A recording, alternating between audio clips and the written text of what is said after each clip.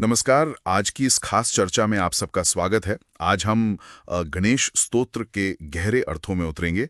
जैसा कि स्तोत्र संग्रह और दूसरे जो विश्वसनीय आध्यात्मिक स्रोत हैं उनमें बताया गया है। हाँ, मतलब हमारा इरादा सिर्फ गणेश जी के उस लोकप्रिय रूप, मूर्ति वाले रूप तक ही नहीं रहना है, बल्कि उनके उस परब्रह्म स्वरूप को जानना है, वो जो निराकार है, अजन्मा है और हर जगह मौजूद है, जैसा इस स्तोत्र में बहुत खूबसूरती से बताया गया है। तो चलिए शुरू करते हैं। स्तोत्र की पहली पंक्ति है, अजम निर्विकल्पम निराकारम एकम। अब यहाँ अजम का मतलब हुआ जो जन्मा नहीं है ना, जिसका कोई आदि अंत नहीं, और निर्विकल्पम मतलब जिसमें कोई भेदभाव, कोई डुअलिटी नहीं, जो विकल्पों से परे है। और निराकारम मतलब बिना किसी रूप या आकार के, वो एक ही चेतना है जो सब जगह है। ये उस परम सत्य की तरफ इशारा है ना? हाँ बिल्कुल। और यही गणेश जी का परब्रह्म स्वरूप है। आगे कहा भी है, निर्गुणम यानी वो सत्व, रज, तम, इन तीनों गुणों से भी ऊपर है। निरानंदमानंदम मतलब वो इंद्रियों वाले सुख से परे खुद ही शुद्ध आनंद का स्वरूप है। ये अद्वैत का सिद्धांत है, नॉन ड्युअलिटी, जहां सब एक है। तो ये सिर्फ किसी देवता की तारीफ नहीं है, ये उस अल्टीमेट रियलिटी का वर्णन है, जिसे आदि शंकराचार्य जैसे महान ज्ञानियों ने भी अनुभव किया और सराहा है। अच्छा, तो फिर एक सवाल उठता है, अगर गणेश जी निराकार हैं, परब्रह्म हैं, तो फिर हम उनकी मूर्ति बनाकर पूजा क्यों करते हैं? ये सवाल तो आता ही है मन में। हमारे स्रोत बताते हैं कि पूजा असल में एक बहुत ही सुंदर कला है।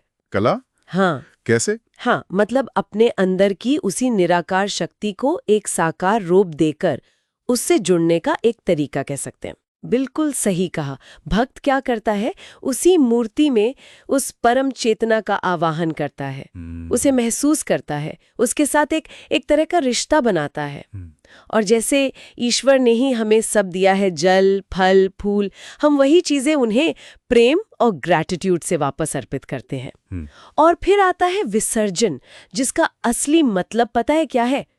विशेष रूप से सृजन करना। अरे, ये सिर्फ पानी में बहा देना नहीं है। विशेष रूप से सृजन करना, ये तो बिल्कुल नया पर्सपेक्टिव है। हाँ बिल्कुल।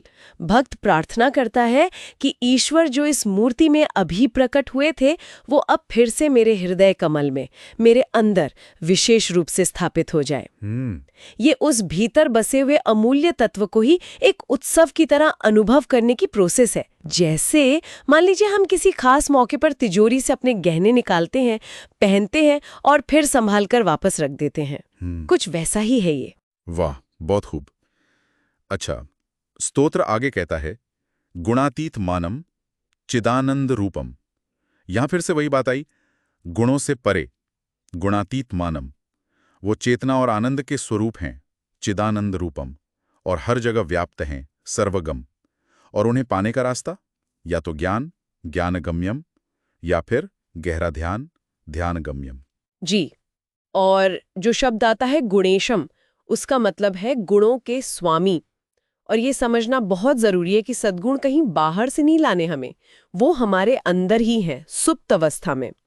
गणेश जी की आराधना या ध्यान से वो गुण जागृत होते हैं, डेवलप होते हैं। वो आकाश की तरह निराकार और व्यापक है, आकाश रूपम, जिनका मुनिजन ध्यान करते हैं, मुनि ध्येयम। और एक और बहुत ही महत्वपूर्ण श्लोक है, जगत कारणम कारण ज्ञान रूपम। गणेश जी इस जगत का मूल कारण है, जगत कारणम, और वो स्वयं ही उस कारण का ज्ञान स्वरूप हैं, कारण ज्ञान रूपम। वे सभी सुखों के आदि स्रोत, सुखादिम, और गणों के स्वामी गणेशम है। देवताओं के भी ईश्वर हैं, सुरेशम, और सारा विश्व उन्हें पूजता है, विश्ववंद्यम। यहीं पर वो ज्ञाता, ज्ञान और ज्ञेय वाली बात आती है ना, the knower, knowing and the known. Ganesh ji सिर्फ ज्ञेय नहीं है, मतलब सिर्फ पूजा या जानने की वस्तु नहीं, वे ज्ञान का स्वरूप भी हैं और ज्ञाता भी वही है, वो चेतना जो जान रही है। यही परम अद्वैत दृष्टि है, जहां जानने वाला, जानने की प्रक्रिया और जानी जाने वाली चीज तीनों एक हो जाते हैं। यही वो गहरी समझ है जो ये स्तोत्र हमें देना चाहता है। हाँ, वैसे एक छोटी सी बात यहाँ कहना चाहूँगा। स्तोत्र, शास्त्र और ऐसे ही आध्यात्मिक ज्ञान पर रेगुलर अपडेट्स के लिए हमारे ऑनलाइन पाठशाला चैनल को लाइक, सब्सक्राइब और शेयर करना ना भूलें। जी हाँ, जरूर। और हाँ, स्तोत्र, रंगोली और संगीत से जुड़ी अगर ऑनलाइन कक्षाओं में शामिल होना चाहते हैं तो स्क्रीन पर दिए गए नंबर पर संपर्क कर सकते हैं। जी, तो हम बात कर रहे थे अद्वैत दृष्टि की। तो कुल मिलाकर देखें तो ये स्तोत्र हमें गणेश जी के उस परिचित साकार रूप से शुरू कराता है और उनके असली निराकार परम ब्रह्म स्वरूप तक की यात्रा कराता है। पूजा और ध्यान कह सकते हैं कि दोनों ही तरीके हैं उस अंदर की परम चेतना को अनुभव करने के, जो असल में हमारे भीतर ही है।